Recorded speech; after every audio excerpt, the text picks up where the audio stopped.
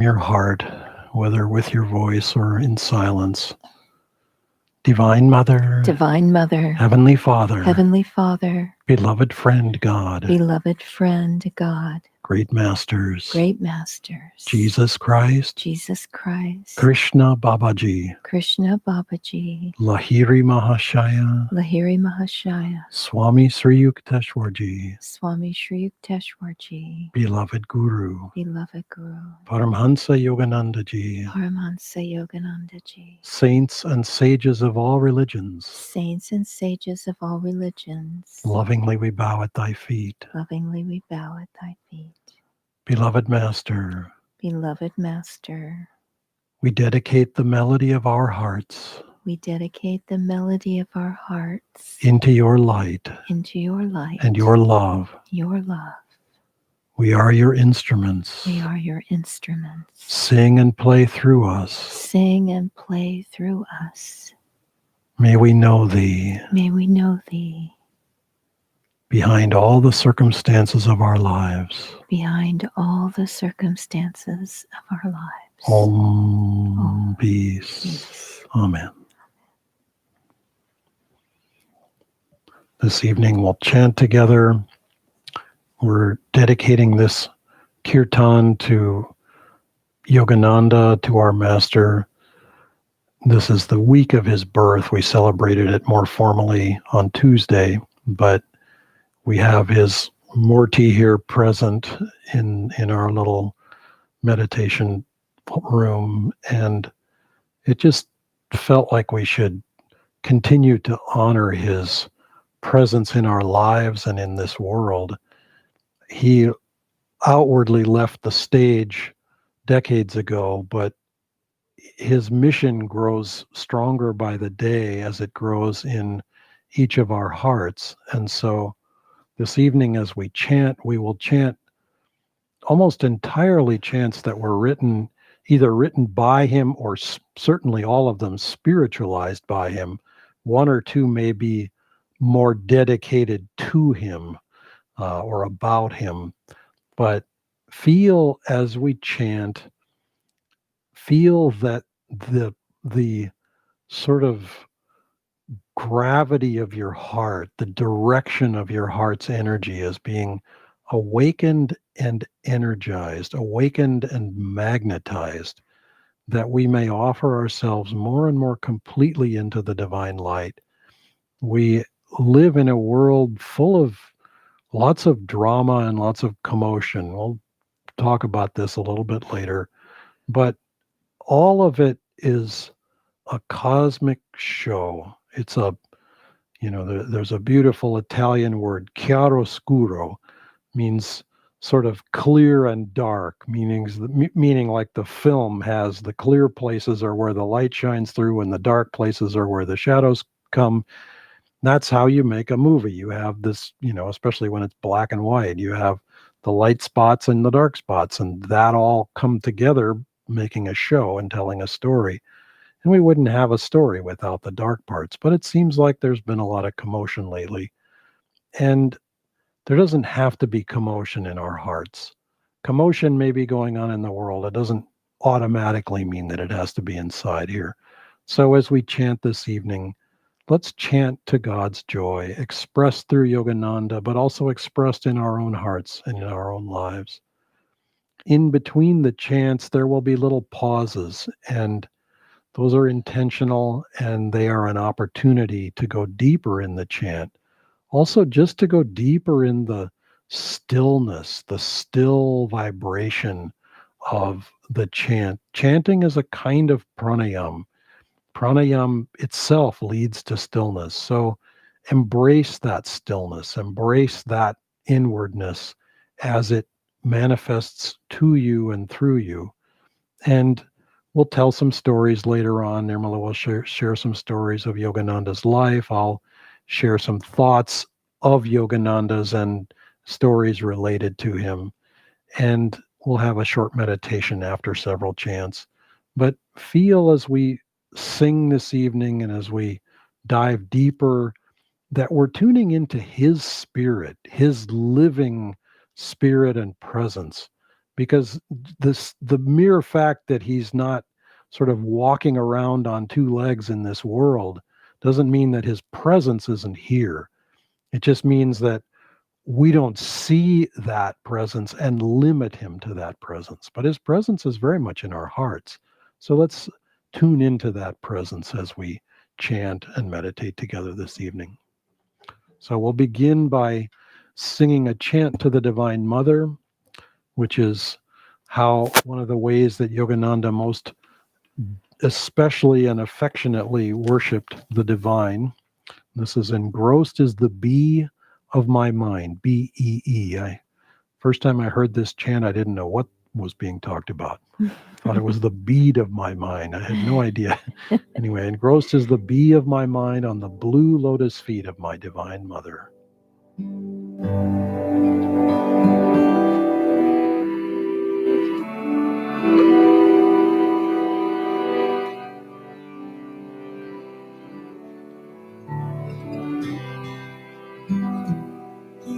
Engrossed is the bee of my mind on the blue lotus feet of my Divine Mother. Engrossed is the bee of my mind on the blue lotus feet of my Divine Mother. Divine Mother, my Divine Mother. Divine Mother, my Divine Mother. Divine Mother, my Divine Mother. Divine Mother, my Divine Mother. Engrossed is the beauty of my mind on the blue lotus feet of my Divine Mother.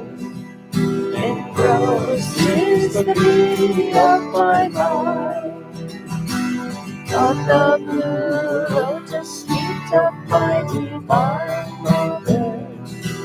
Divine Mother, my Divine Mother. Divine Mother, my Divine Mother. Divine Mother, my Divine Mother. Divine Mother, my Divine Mother. Engrossed is the beauty of my mind on the blue lotus feet of my Divine Mother. Engrossed is the beauty of my mind on the blue lotus feet of my Divine Mother. Divine Mother, my Divine Mother. Divine Mother, my Divine Mother. Divine Mother, my Divine Mother. Divine Mother, my Divine Mother. Rose is the beauty of my mind on the blue lotus feet of my Divine Mother. Rose is the beauty of my mind on the blue lotus feet of my Divine Mother. Divine Mother, my Divine Mother. Divine Mother, my Divine Mother. Divine Mother, my Divine Mother. Divine Mother, my Divine Mother. Divine Mother, my Divine Mother. Divine Mother, my Divine Mother. Divine Mother, my Divine Mother. Divine Mother, my Divine Mother. Divine Mother, my Divine Mother. Divine Mother, my Divine.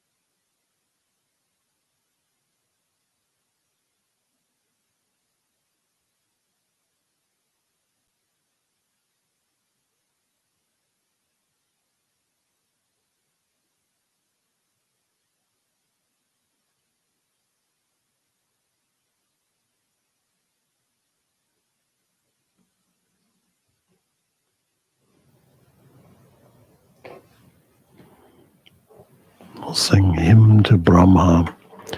This is an invocation to God in the form of the Guru.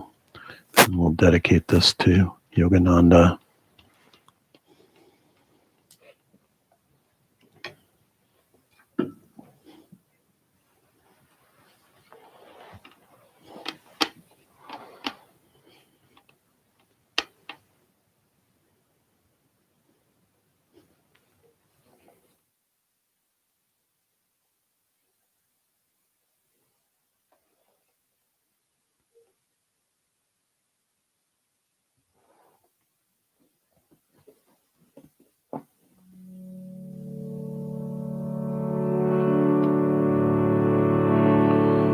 Brahmanandam Paramasukadam Kevalam Jnanamurti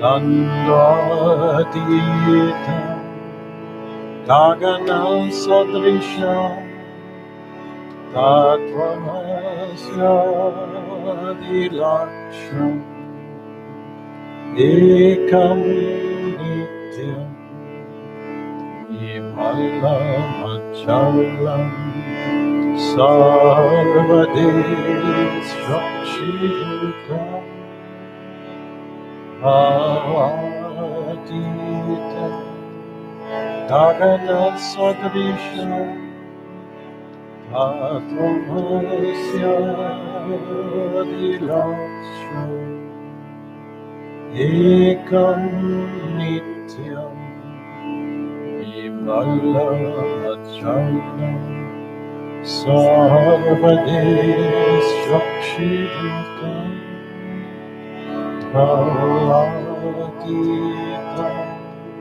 Trigunarahitam Sadguru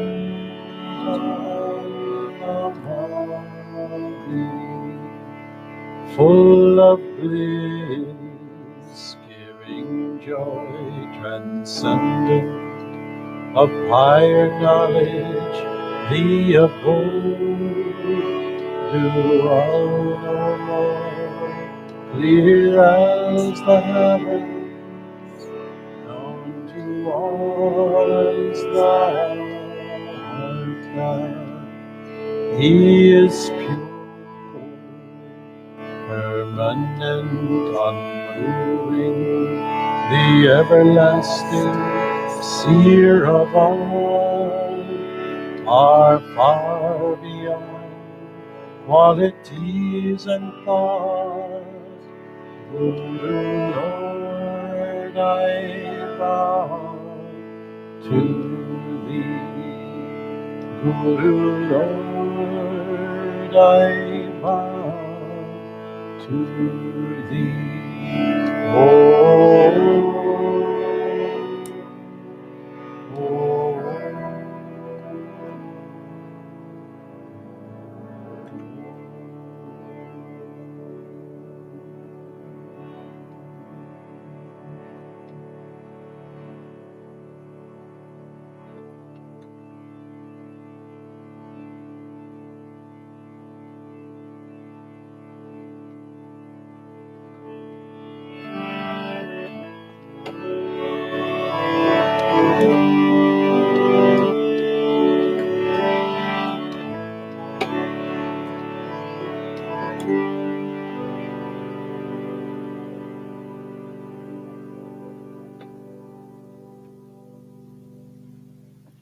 Who tells me thou art dark, O my mother divine? Thousands of suns and moons from thy body do shine.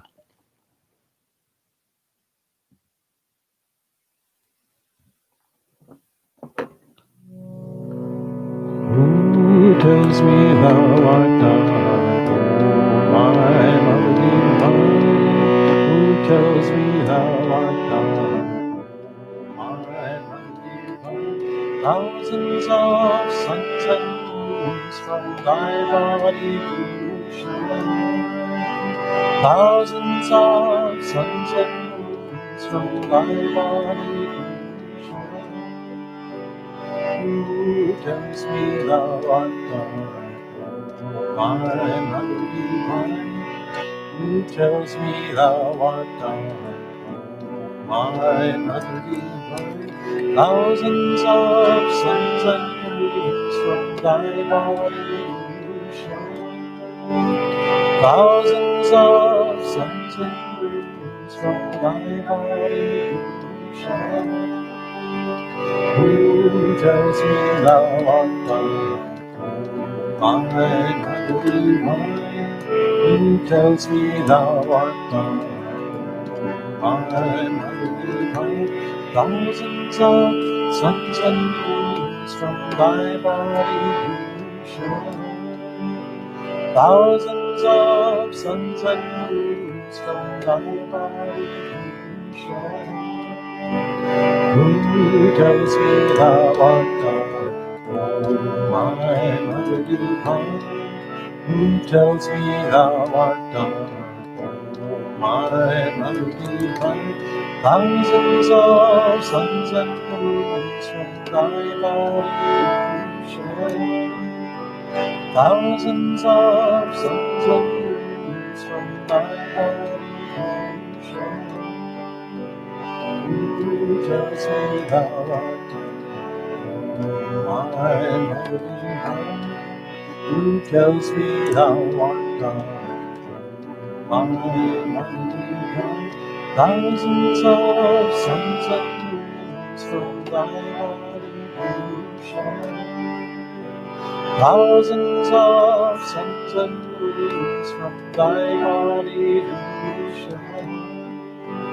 Thousands of suns and moons from thy body do shine. Thousands of suns and moons from thy body do shine. Who tells me thou art God? My mother divine. Who tells me thou art God? My mother divine. Thousands of suns and moons from thy body do shine. Thousands of suns and moons from thy body do shine. Thousands of suns and moons from thy body do shine. Thousands of suns and moons from thy body do shine. Who tells me thou art God? Who tells me thou art God? Who tells me thou art God? Who tells me thou art God?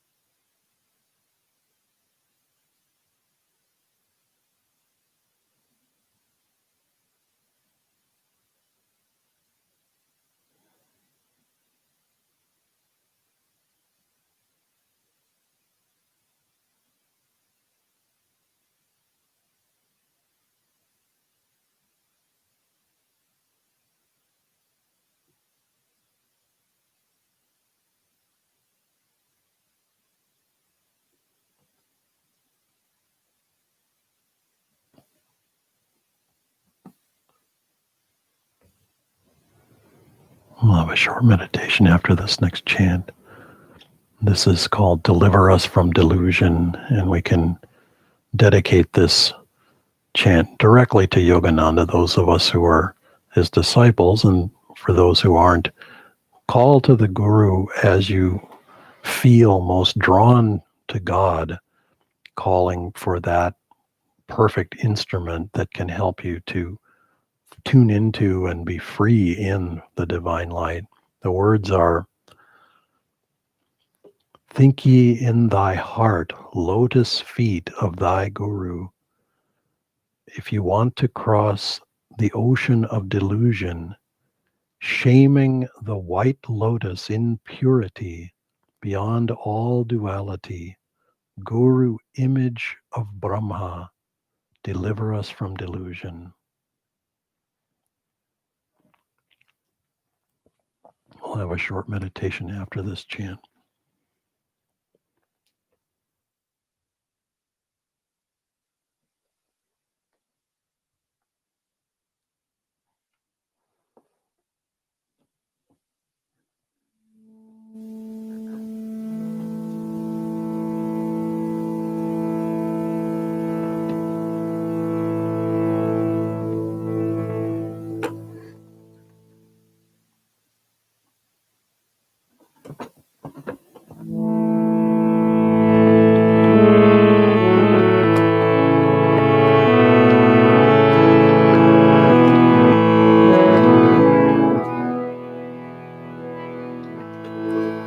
Think ye thy heart, lotus feet of God.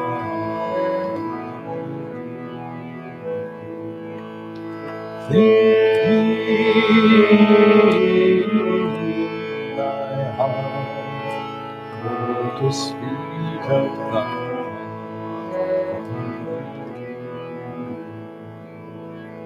If you want to cross the ocean of delusion,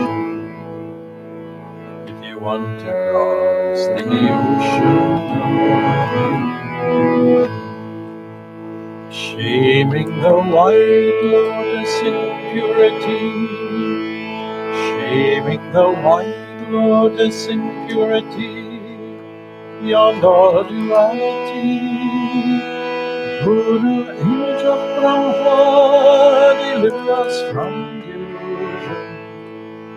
Guru, image of Brahma, deliver us from delusion.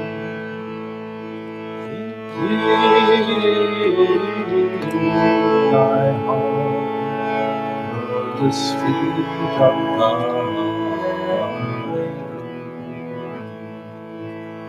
Think ye thy heart, lotus feet of God. If you want to cross the ocean of delusion, if you want to cross the ocean of delusion, shaming the white lotus in purity, shaming the white lotus in purity, beyond all duality, Guru, image of Brahma, deliver us from delusion. Guru, image of Brahma, deliver us from delusion. Think ye thy heart, lotus feet of God.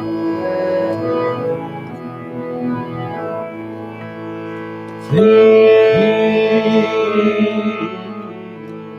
thy heart, lotus feet of God. If you want to cross the ocean of delusion, if you want to cross the ocean of delusion, shaming the white lotus in purity, shaving the white lotus in purity, beyond all duality. Guru Nija Brahma, deliver us from illusion. Guru Nija Brahma, deliver us from illusion. Guru Nija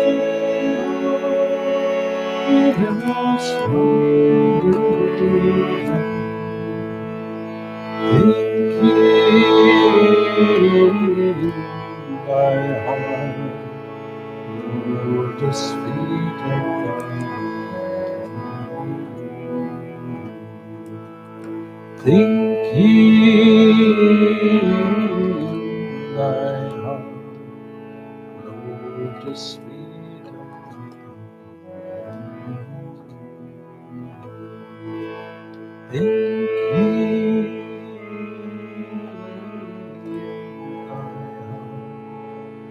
lotus feet of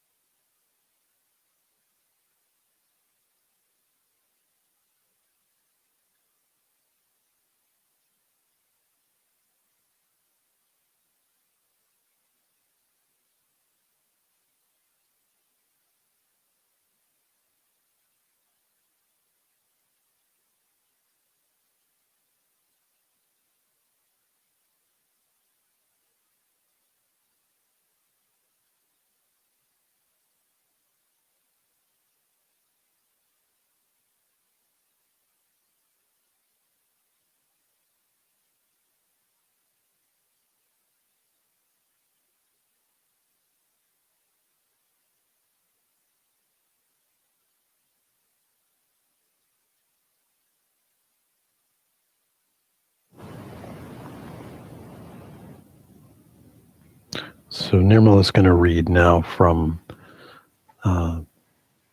These are stories that Swami Kriyananda wrote down about Yogananda's boyhood from the time he was just a toddler until he was around 16. And these are stories that Swami heard from either Master himself or one of Yogananda's close relatives.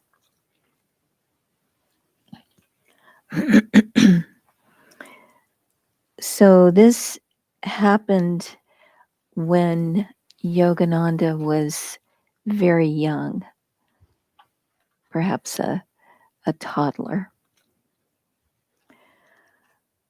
Mukunda felt deep tenderness whenever he thought of God. In his mother's love for him, in his father's sage but gentle discipline, in the kindness of all good people, in the joy of sunlight and the sweet solicitude of rain, he saw manifestations of divine, infinite love. Everything that he did or thought, he shared with his heavenly friend. Once, when still a little boy, he wrote a letter in Bengali to God, pouring out what was in his heart to say. He addressed the letter simply, God in heaven, and mailed it trustingly. 2 days passed, then he began looking for a reply. Day followed day, letters came for his father, his mother, his older brother Ananta, but none for little Mukunda. That was his name before he was given the monastic name of Swami Yogananda, Mukunda Lal Ghosh. Surely he must have had time to answer by now, Mukunda thought anxiously. I know he's busy, but can't he spare just a few minutes to write to me? Every day the child waited eagerly for the postman. Alas, no letter came. Dear God, he prayed lovingly, you simply must answer my letter. It said so many things, so many important things. Weeks passed. His longing never abated. Finally, one day, Mukunda saw a brilliant light. Within it was a letter in the Bengali script. To his indescribable joy, every part of his letter had been answered. God had been won by his little friend's refusal to give up a loving expectation.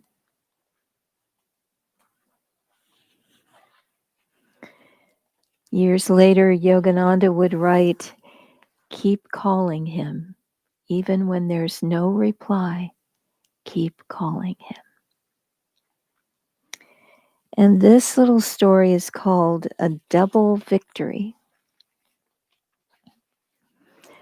Justice to Mukunda was not something he could dismiss easily as their responsibility. His compassion was too deep and also too practical to be expressed as mere sympathy. Most people will at least weigh the risks before daring to try to right a wrong. But in Mukunda's eyes, justice was a divine issue, not a human one. If he felt inwardly so inspired, he would take up a cause unhesitatingly that others, though physically stronger than he, would have shunned in fear. Mukunda felt that the infinite power would sustain him against all odds. For some time, Mukunda attended a school in which a certain boy, his senior by several years, took pleasure in tyrannizing the younger children.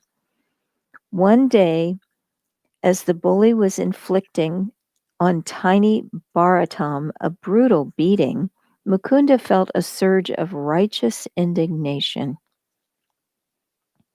Striding up to the bully, who was easily twice his size, Mukunda instructed him to leave Bharatam alone. If you want to fight, Mukunda said, fight me. The boys nearby gathered nervously round, amazed at Mukunda's courage. A slow grin spread over the bully's face. Why, gladly, he replied sarcastically. Releasing Bharatam, he sprang at Mukunda. Lifting him up, he dashed him furiously to the ground, stunning him momentarily. This seemed to the bully a pleasant way as any of settling their little disagreement. He stooped over and lifted Mukunda up with the idea of dashing him down once again. This time, Mukunda saw his opportunity and quickly seized it. With both arms, he grasped the big boy around the neck and squeezed him as hard as he could. The bully could hardly breathe. Desperately, he tore at Mukunda's arms, shook him about like a doll, beat his head against the ground. Mukunda nearly lost consciousness, but still he hung on. At last, the big boy, frantic for air, began to weaken. Do you give up? Mukunda demanded between gritted teeth. Yes, yes, the big boy panted at last. I give up. Let go of my throat. Mukunda released his hold. The boy stood up, breathing heavily. Once he had regained his breath, however, he broke his word, leaping a third time at Mukunda. But this time the other boys cried out, Mukunda has beaten you fairly. If you fight him this time, we'll all jump on you. Those whose cause is unjust rarely accept unequal challenges. Grudgingly, the bully accepted his defeat. Mukunda became a hero to his schoolmates. To protect a friend, he had beaten a boy twice his size. He might well have gloried in this victory. Later, however, when he was alone, his conscience hurt him more sorely than did his aching body. Alas, in his struggle with the bully, he had neglected a much more important cause. Anger had stirred his heart. Even righteous anger, he told himself, is not becoming in a devotee. Raising his hand then and there, he made a solemn vow. Never from this day forth, no matter what the cause, will I allow myself to be touched by anger. Hereafter, divine righteousness alone will be my strength. And from that day on, never again did he know anger. Those who knew him in later years have testified how great was his power in a just cause, but they were also amazed at the unruffled calmness in which that enormous power was rooted. A wonderful lesson for us. And this is called a devotee's zeal. More than anything else, what characterized Mukunda as a boy was his constant yearning for God, his practical determination to find him. While other much older devotees contented themselves with a little meditation and a great deal of talk, Mukunda went silently to sun-scorched places to meditate. On the hot sands of Puri, where most people won't even walk at midday, Mukunda would sit in lotus posture for hours at a time, wrapped in divine peace. Or he would stand in water up to his neck, chanting, oblivious of the passing time. At night, he often visited a crematory ground What better reminder of life's impermanence? Sitting there all night, he would lose himself in unfathomable bliss. In Benares, he used to go to a certain temple where he had found an opening in the floor just wide enough for him to squeeze through sideways. It must have been very small indeed, considering that he was only a boy and thin for his age. This opening led to a series of steps. 3 flights down he would go. The daylight was soon lost in all-absorbing darkness, but lack of light and fresh air permitted him to take not even a candle. Groping his way, he had discovered a little niche just big enough to sit in. Beyond the earthly silence, the supernal sound of Om boomed loudly in his inner ear. He would practice Kriya Yoga techniques once or twice and then pass quickly into a state of divine ecstasy. Another favorite place of meditation was a little attic room in his family home at 4 Gurpar Road in Calcutta. Many a sacred hour he spent in that room, mantled in shining peace. Wherever he meditated, he frequently reminded the Divine Mother of his love for her and called to her with longing to reveal herself. Many times she appeared to him too and touched him with her wand of love. One evening he came home weary. He had worked very hard that day, cooking for and serving hundreds of poor people. His body couldn't have felt less inclined to sit even for a few minutes in meditation. Exhausted, he fell into bed. This is one night, he told himself, when I won't meditate before sleeping. I've worked hard for God all day. Surely that's merit enough for God.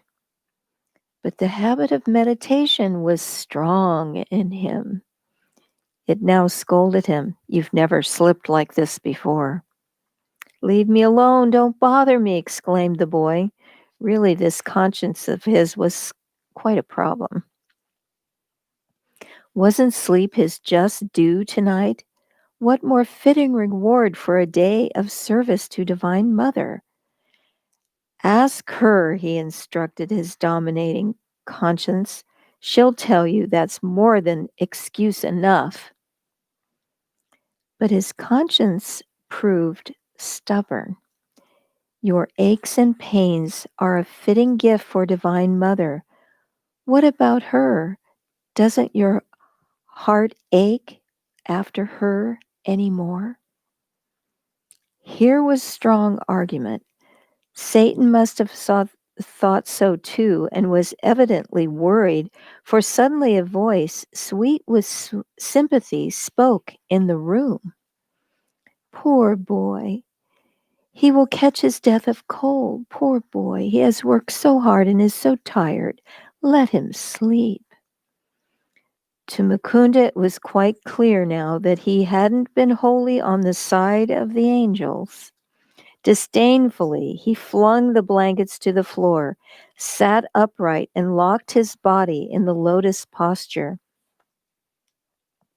Fixing his mind firmly on God, he began to meditate. 5, 15, 30 minutes passed. His weary body cried that surely by now he had done his duty. I will not sleep, Mukunda vowed with adamant determination, until I have felt the presence of the Divine Mother. Suddenly, her ineffable joy overwhelmed him. Bathed in a sea of light, he spent the remainder of the night awake in God. At dawn, he felt far more refreshed than he would have from a night's long sleep. Divine Mother had renewed his strength. Gone were his aches and pains. Filled with gratitude, he went forth to serve her yet another day.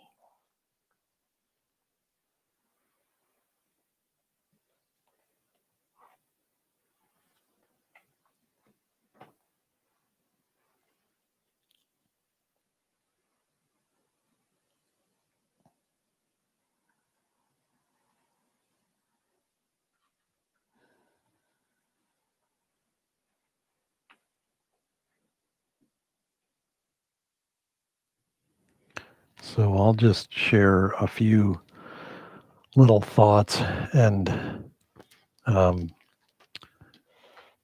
one of them is in reference to the experience that Yogananda had with the Divine Mother just then, that often when we're sort of up against the contingencies of the day, the pressures of time and the challenges of fatigue, we will have that experience of the conscience on one side and the uh, sort of message of delusion coming along saying, "Oh, you poor thing. Oh." And we remember that from being with Swamiji, that he would work he would sometimes be up at 3 in the morning and never formally get dressed at all in the daytime. He'd be working at his computer in his bathrobe the entire day until, stopping only to take meals, and sometimes not even stopping for that, actually, depending on the situation. But and sometimes working all the way until 11 in the night or later. I mean, he was just capable of going and going and going. When the inspiration was there was no stopping him. And he too could sort of challenge us with that. Are you sure? In fact, I remember um, an odd example of this, but I had been poised to go to Italy in the late 1980s, and he was asking me, had I made my flight arrangements yet? And I said I had. And he said, but they're going to reimburse you, right? And and I said, well, no, I felt like I should get myself over there, and then at some point, if it's time for me to come back, then they would cover the return flight. And he's, oh, okay, yeah, that makes sense. But it was just an interesting. He was sort of posing the. He would often do this. He would pose a possible scenario to us that he himself didn't necessarily support, but he would just kind of test us to see, so are you going to you know finish up your energy at this level, or are you going to take it up a few notches above that? And so he was often sort of challenging us that way, and Yogananda didn't need any external challenge. He was willing to challenge himself continuously, and these little stories exemplify that. Today, um, someone posted a quotation of Yogananda, which I don't have the exact quotation in front of me, but I'll just paraphrase it because some of it is quite familiar to me. He was talking about kind of our society in America as a whole, and commenting, making observations that were were as relevant then as they are now, are as relevant now as they were then, is the way I should say that. And what he was saying is that people feel that they should be able to do whatever they want to do. And on one level, that's kind of a founding principle of our country, freedom to do whatever I want to do without anybody bugging me or stopping me or whatever. But his observation continued by saying they feel perfectly uh, at ease about, you know, getting married when they want, to whom they want, getting divorced when they want, going and marrying somebody else. It's like people sort of feel this freedom to kind of just indulge themselves left and right. And then he went on to say, and you have groups who are committed to this and groups who are committed to that, and who are people who are giving advice saying, no, you should do this. And other people are saying, no, you should do that. And we see that very much today as well.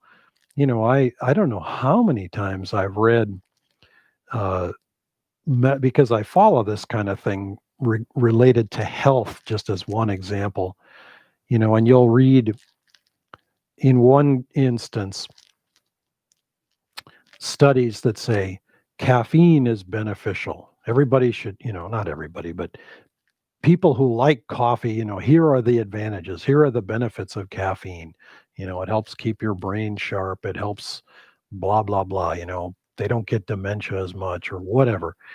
And then along will come a study a year later, 5 years later. No, caffeine is terrible. It'll mess up your nervous system. It'll keep you from sleeping deeply. It'll, yada, yada, yada. And the same thing will happen with wine, and the same thing will happen with sugar, and the same thing will happen with dairy or meat or, vegetarianism or veganism or this or that or the other thing. And it's like, it just goes on and on and on. And people can start to feel like they're going crazy. And this is the sweet and sort of colorful way that Yogananda put it. He said, we're all of us a little bit crazy. The trouble is that we mix with people. In other words, we hang out with people who are crazy the way that we're crazy.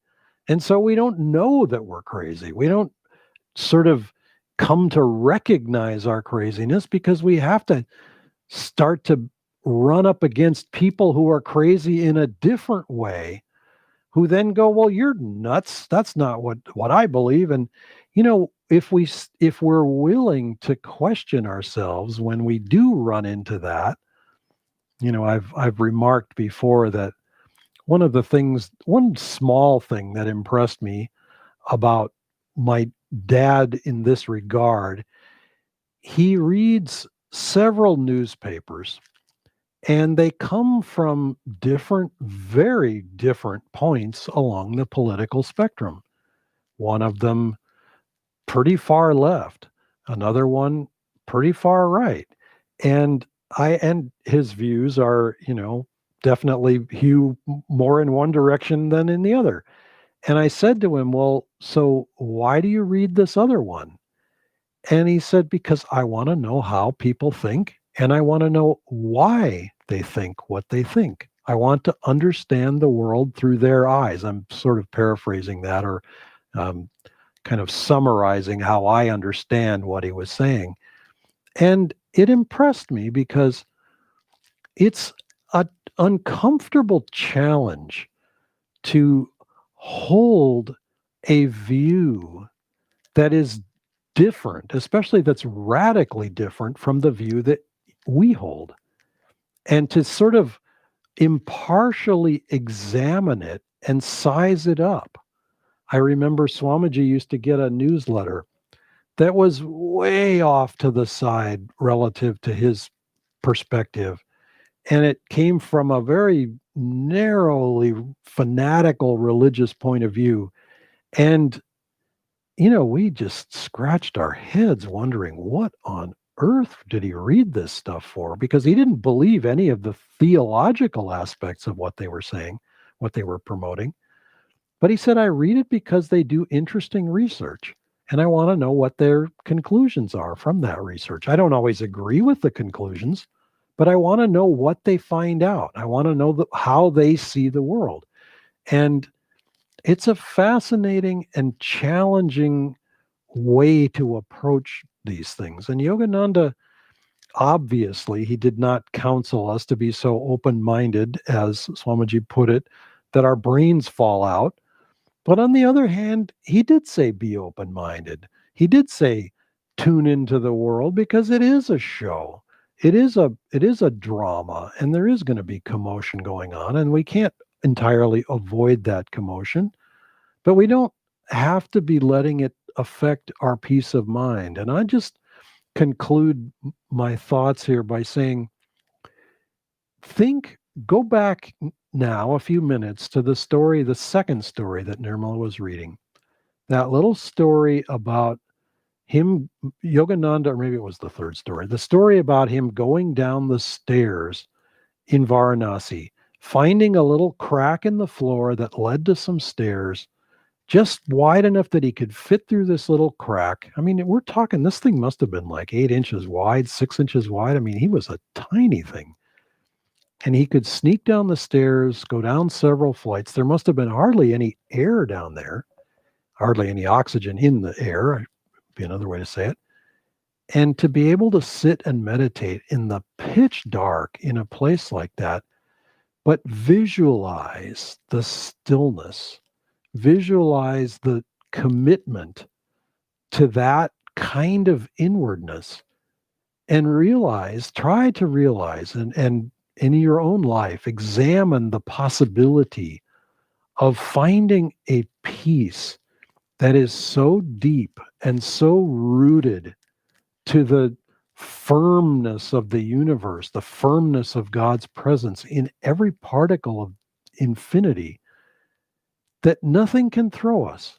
Nothing can take us away from that peace. And then we can engage with all the kerfuffle of life. Yogananda was willing as a boy, Mukunda, to stand up for people who were being bullied because he felt justice was a divine issue. It's interesting that Swamiji himself was the same. He got into different scuffles at different points as a boy. Often, same scenario, same kind of karma, often with boys who were much older, much heavier. In fact, in one case, he said this boy was over 200 pounds when Swamiji was barely 100. And this boy could have killed him, literally could have thrown him out the window or, literally killed him. And Swamiji just, people asked him, weren't you afraid? And he said, no, I wasn't afraid. And I wasn't going to back down. And finally, the boy left him alone. And in every case, these boys the bullies stopped bothering whoever it was they were bothering. And that standing with truth, that standing and committing oneself to the cause is a really important thing to do. And of course, it has to be a just cause. And feel in your own self, though, feel the devotion, feel or visualize the devotion. And as we start to chant again here in a few moments, stretch your own heart's devotion in offering to the divine so that you can find that peace that will stand unshaken amidst the crash of breaking worlds, because that's the challenge that life gives us. Life doesn't say, oh, it's going to be easy all the way, no problem, you'll gently slide into heaven. No, it's a climb. You may get bloody knees, you may get bloody knuckles, you may, fall on your head. It's a serious effort, but God's presence is woven throughout it. And Yogananda gave us an example for the ages. So let's use that example. Obviously, we had an autobiography of a yogi, but there are hundreds of other stories about him. Incredibly compelling and meaningful. Let's dive into those stories and his compelling grace and example for our lives. So we'll chant again now, and I'll lead one more right now. I'll lead from the Sleep Lord, Will You Wake Me? Hopefully you're all awake and ready as I do this. And then we'll do some other ones with the guitar and the harmonium.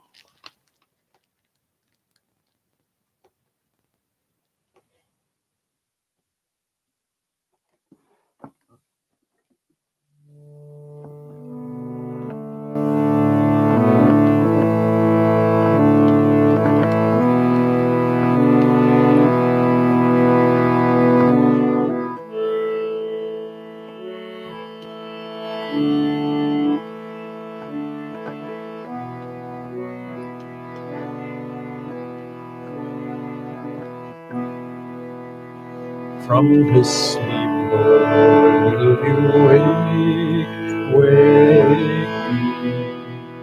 From his dream, Lord, will you wake me?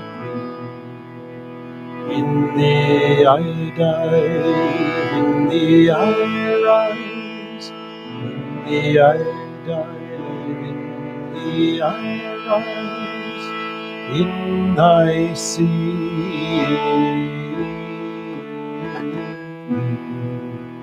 In thy sea,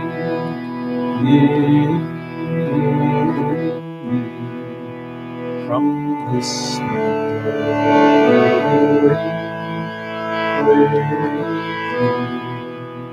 from the stream,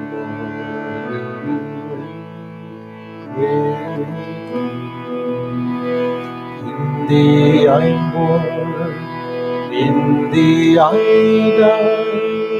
In thee I am born, in thee I die, to live forever in thee, to live forever in thee. From the sleep, Lord, will you wake me? From the spring, Lord, will you wake me? In thee I dive, in thee I rise, in thee I dive, in thee I rise, in thy sea,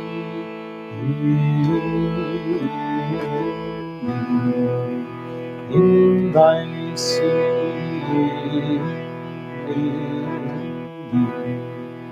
From the sleep, Lord, will you wake me?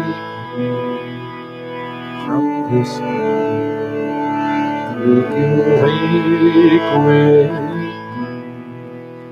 In thee I am born, in thee I die, in thee I am born, in thee I die, to live forever.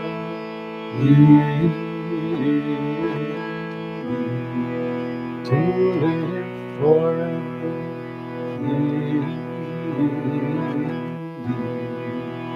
from the sleep,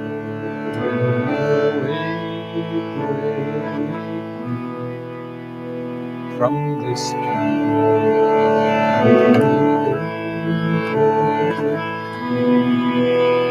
in thee I dive, in thee I rise, in thee I dive, in thee I rise, in thy sea, in thy sea,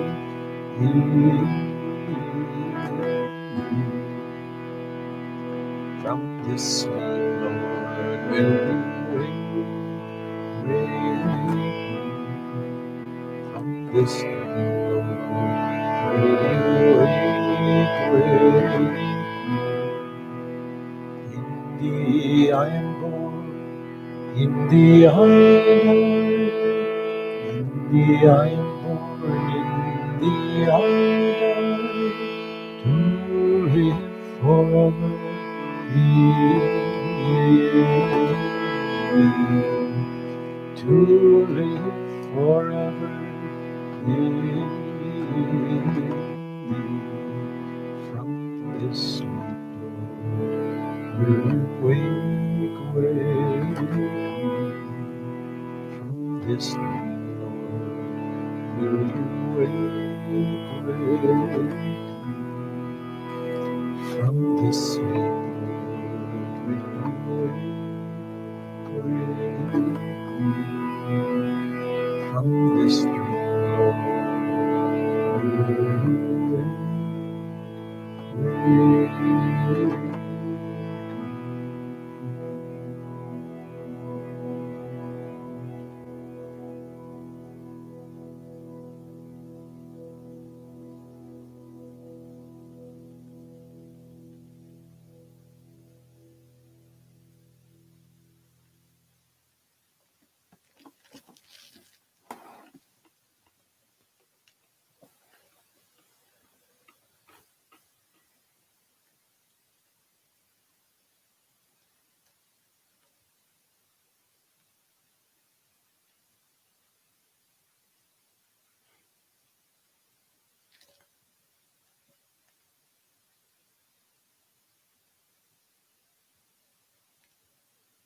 So we'll chant Jai Guru, Paramhansa Yogananda, Jai Guru Jai.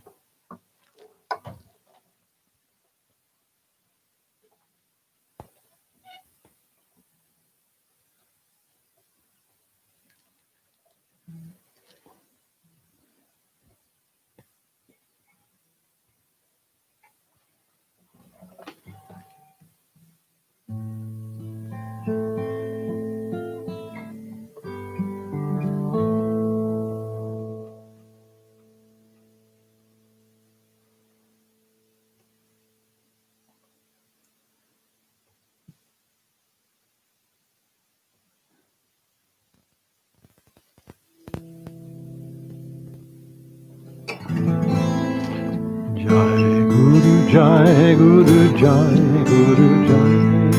Jai Guru Jai Guru Jai Guru Jai. Paramhansa Yogananda Jai Guru Jai. Paramhansa Yogananda Jai Guru Jai. Jai Guru Jai Guru Jai Guru Jai. Jai Guru Jai Guru Jai Guru Jai. Paramhansa Yogananda Jai Guru Jai. Paramhansa Yogananda Jai Guru Jai. Jai Guru Jai Guru Jai Guru Jai. Jai Guru Jai Guru Jai Guru Jai. Paramhansa Yogananda Jai Guru Jai. Paramhansa Yogananda Jai Guru Jai. Jai Guru Jai Guru Jai Guru Jai. Jai Guru Jai Guru Jai Guru Jai. Paramhansa Yogananda Jai Guru Jai. Paramhansa Yogananda Jai Guru Jai. Jai Guru Jai Guru Jai Guru Jai. Jai Guru Jai Guru Jai Guru Jai. Paramhansa Yogananda Jai Guru Jai. Paramhansa Yogananda Jai Guru Jai. Jai Guru Jai Guru Jai Guru Jai. Jai Guru Jai Guru Jai Guru Jai. Paramhansa Yogananda Jai Guru Jai. Paramhansa Yogananda Jai Guru Jai. Jai Guru Jai Guru Jai Guru Jai. Jai Guru Jai Guru Jai Guru Jai. Paramhansa Yogananda Jai Guru Jai. Paramhansa Yogananda Jai Guru Jai. Jai Guru Jai Guru Jai Guru Jai. Jai Guru Jai Guru Jai Guru Jai. Paramhansa Yogananda Jai Guru Jai. Paramhansa Yogananda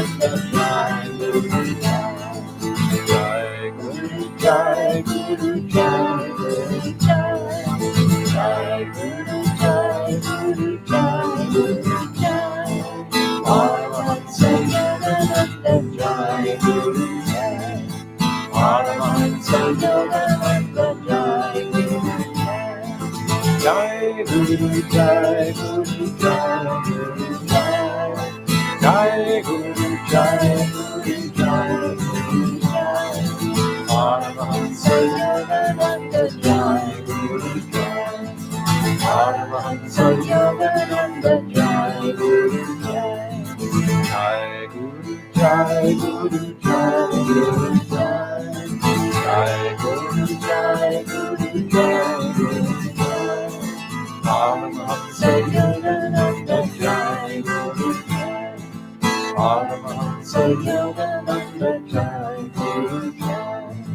Jai Guru Jai, Guru Jai, Guru Jai.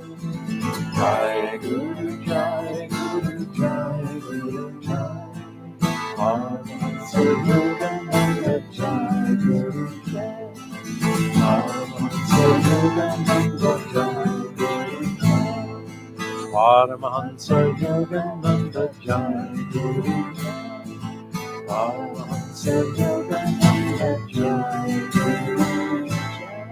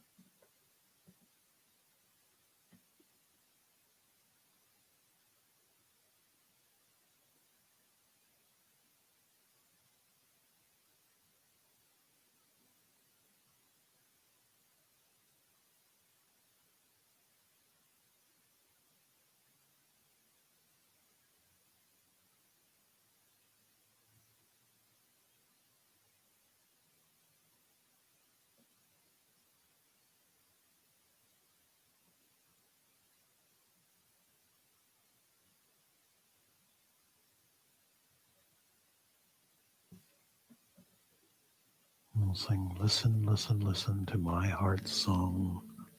I will never forget thee, I will never forsake thee.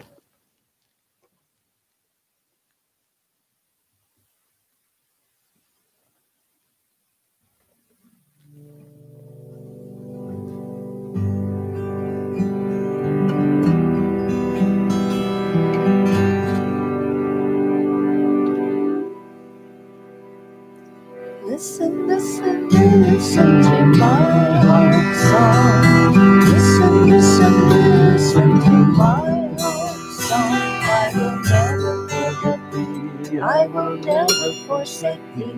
I will never forget thee. I will never forsake thee. Listen, listen, listen to my heart's song. Listen, listen, listen to my heart's song. I will never forget thee, I will never forsake thee. I will never forget thee, I will never forsake thee. Listen, listen, listen to my heart's song. Listen, listen, listen to my heart's song. I will never forget thee, I will never forsake thee. I will never forget thee, I will never forsake thee. Listen, listen, listen to my heart's song. Listen, listen, listen to my heart's song. I will never forget thee, I will never forsake thee. I will never forget thee, I will never forsake thee. Listen, listen, listen to my heart's song. Listen, listen, listen to my heart's song. I will never forget thee, I will never forsake you. I will never forget you. I will never forsake you. Listen, listen, listen to my heart song. Listen, listen, listen to my heart song. I will never forget you.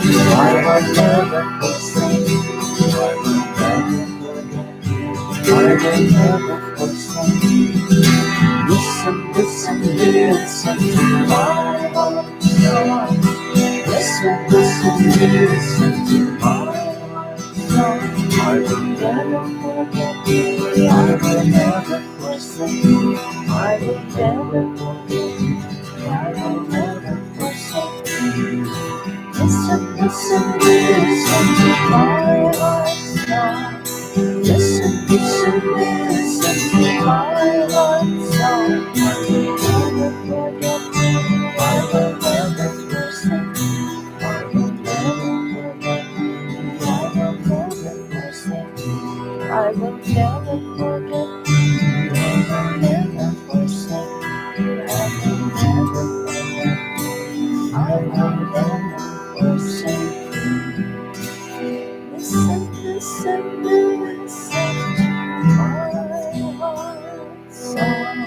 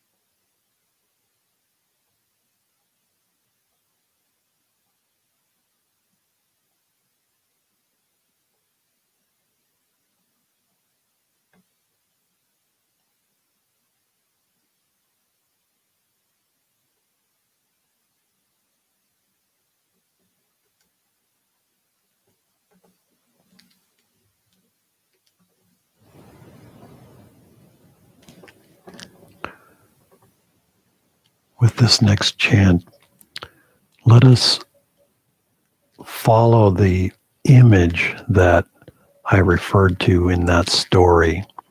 That we'll sing in the temple of silence, in the temple of peace, in the temple of samadhi, in the temple of bliss, and squeeze yourself through that crack in the floor that Yogananda went through. Maybe it'll be wide enough for you to fit through also. And go down the stairs to that dark little niche that he found and meditate with him. Let him meditate inside of you and feel his connection, feel his presence, his power, his blessing, his grace.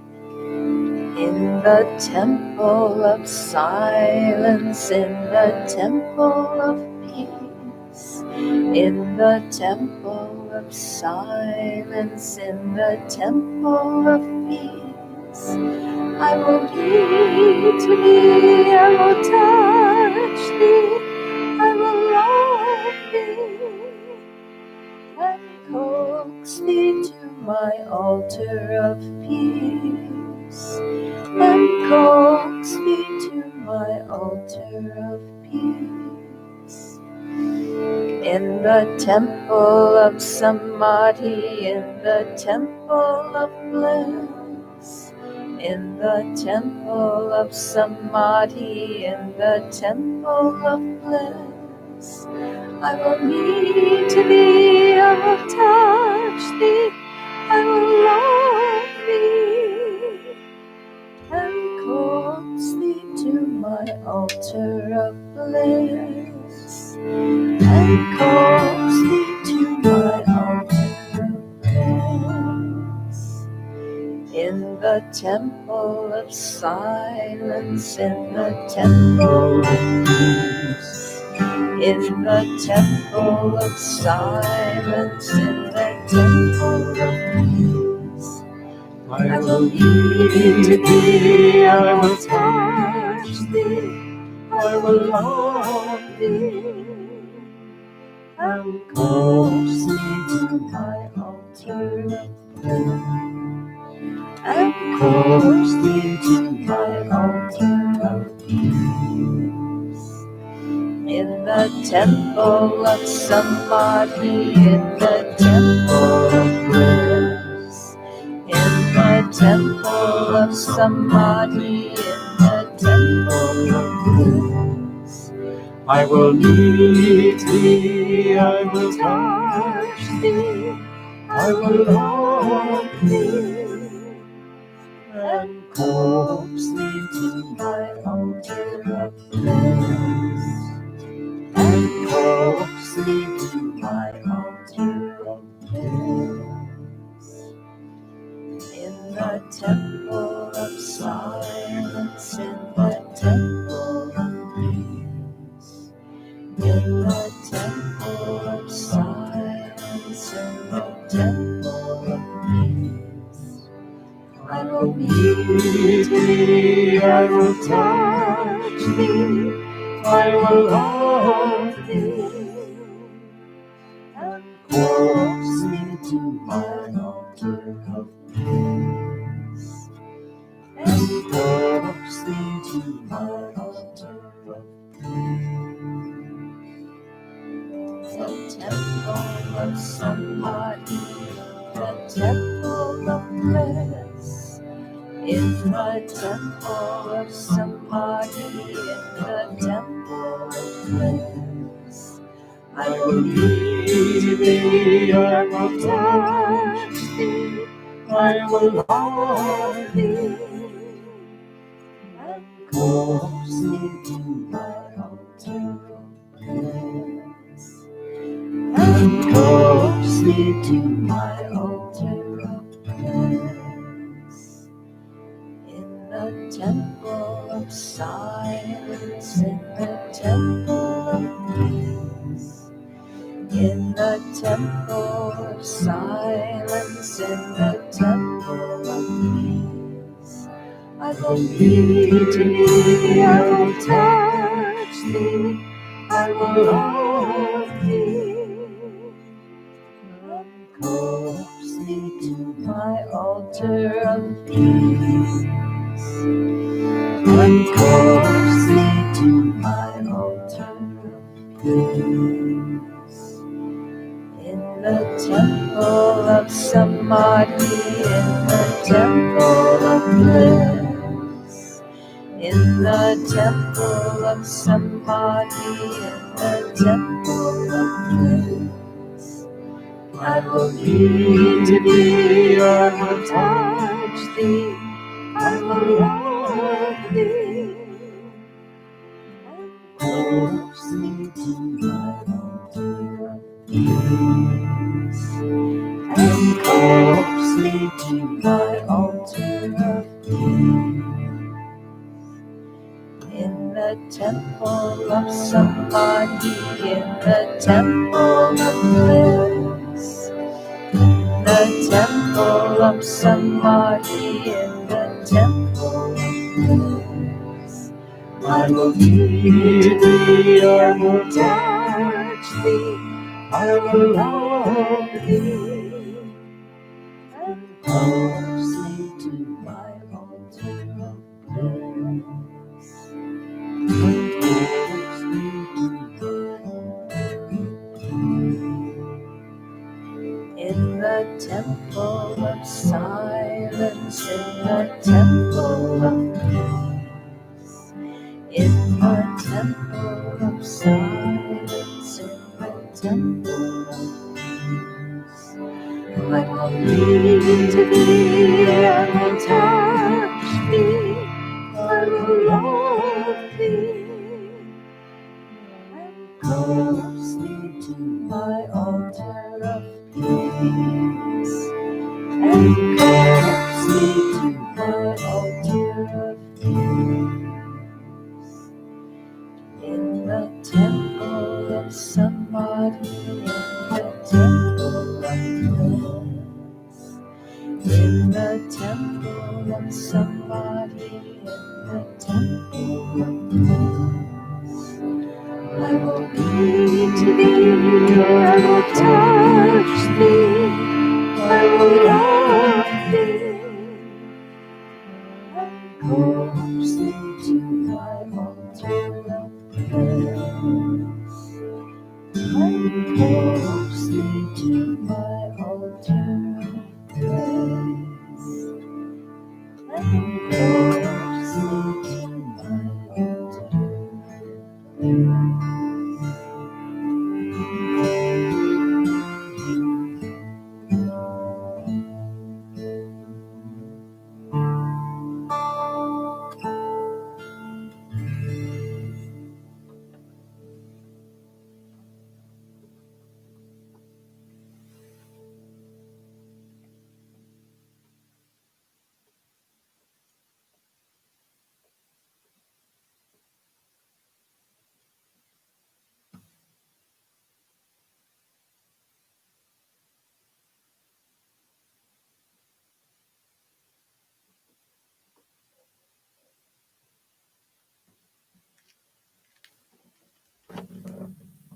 Let's close by chanting Om together, sending out waves of light and blessing into the world.